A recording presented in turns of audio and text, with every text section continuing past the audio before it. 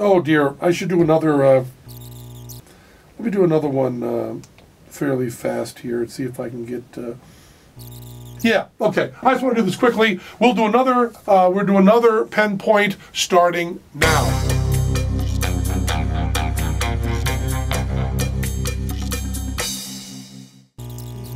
This episode of Penn Point is brought to you by Gamefly.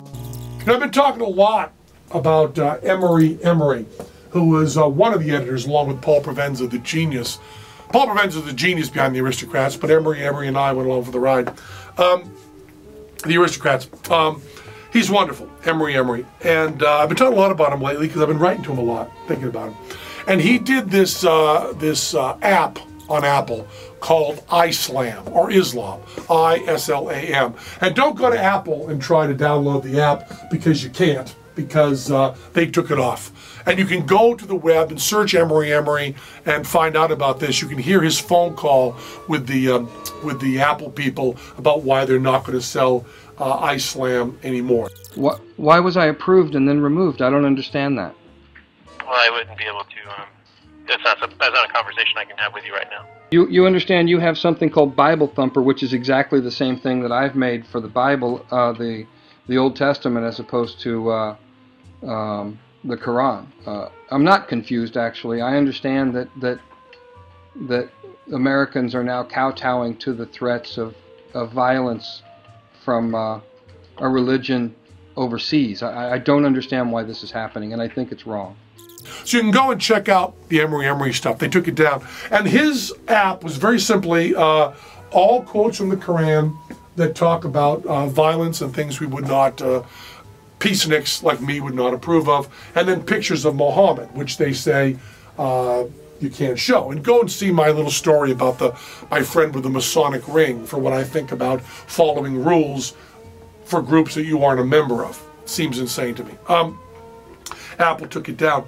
And these friends of mine, these liberal friends, are actually saying that Emory is wrong, morally wrong. Not stupid, because Emory is clearly stupid. Not a smart man, and also very, very self-destructive. To do something against Islam now is dangerous. I mean, not that dangerous. You know, the Islamic people since 9/11, the terrorists have not done very much to hurt us.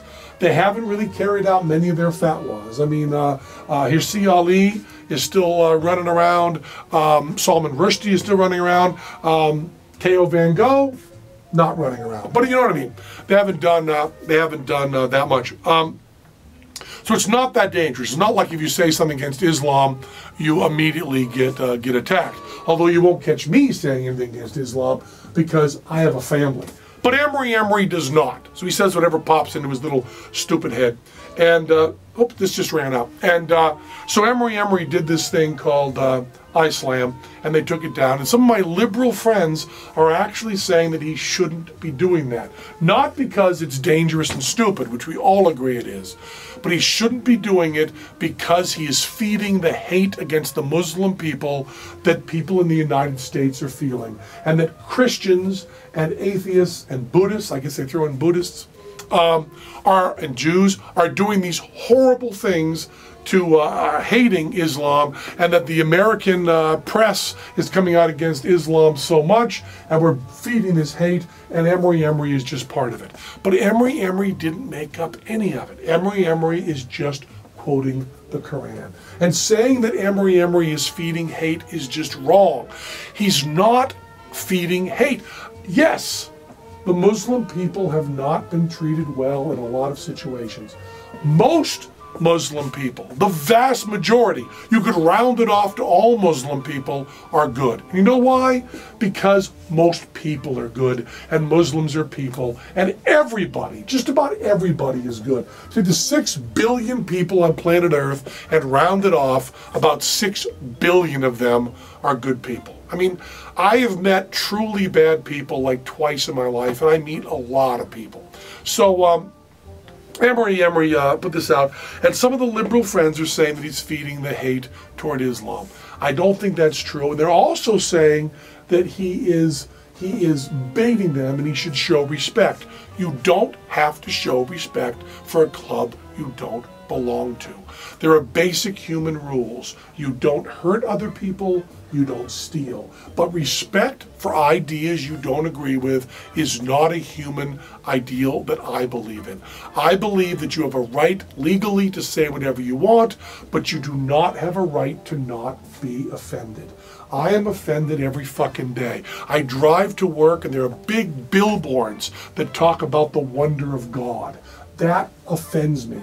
Tough shit, Penn. It's freedom of speech. And Emory should be able to do this. And by the way, and Emory would say this, Apple has the right to not sell it. It is their store. They can sell whatever they want. You notice I have not used the word censorship, and neither does Emory. I save the word censorship for when it's done by the government. What CBS did to the Smothers Brothers, what ABC did to Bill Maher, I do not consider censorship because it's their store. They can sell whatever they want. It's only censorship in my mind. It's a specific use of the word. It's only censorship in my mind when it is done by the government. So Apple has a perfect right to not sell Emory's stupid app, okay? They have a perfect right to not do business with Emory ever again.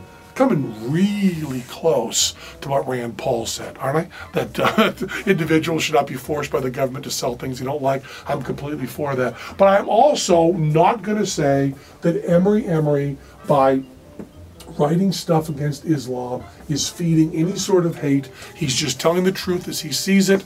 That doesn't matter. He's not responsible if other people do things. He's just fucking not. And on the other hand, Emory, if he gets injured in any way, which I don't think he will, that seems very, very unlikely, he's not responsible for it because you don't blame the victim for the crime.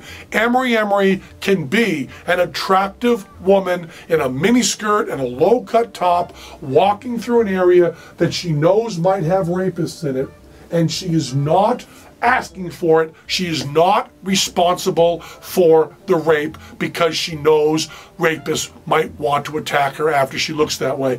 Even if he says things that might piss off crazy people, he is not responsible for the crazy people's actions. So, I am 100% behind Emory doing the iSlam app on Apple. I'm 100% behind Apple refusing to sell it, but I think that all of that should be out there. And I want to make it very clear, Penn Jillette has not said anything against Islam except I'm not a practicing adherent? Is that the word? I don't know. Anyway, this episode of Penn Point is brought to you by GameFly. GameFly is real easy to understand. It's just Netflix for games. I don't play games much. If I did this the way I would do it. GameFly is the largest online video game rental service and offers you a choice from over 7,000 new and classic titles across all consoles and handhelds, with plans starting at $15.95 a month. Cheap. GameFly members can rent 1 to 4 games at a time and keep them for as long as they like. 1 to 4 games at a time. Just keep them as long as you like. I just said the same thing twice, acting like I was more conversational in my own words. I said the exact same thing. Okay, once you're done playing a game, send it back and GameFly will send you the next available game on your list. It's Netflix for games.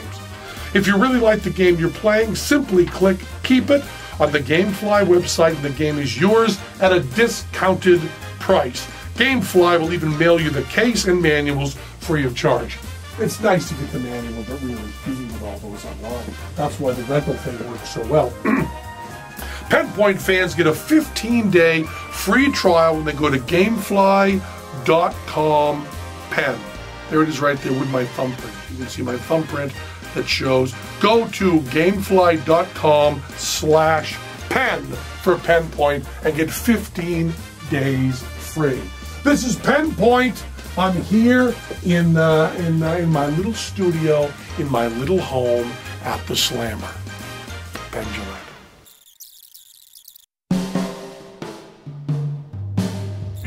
Blue and white are Mother Teresa's colors, like she's a goddamn football team. And if there's going to be surveillance cameras, then any public surveillance camera, anything put by the police, should be public to everyone. Freedom of speech must be absolute. Fight the fucking power. We've got to be one nation under a motherfucking groove, as George Clinton said.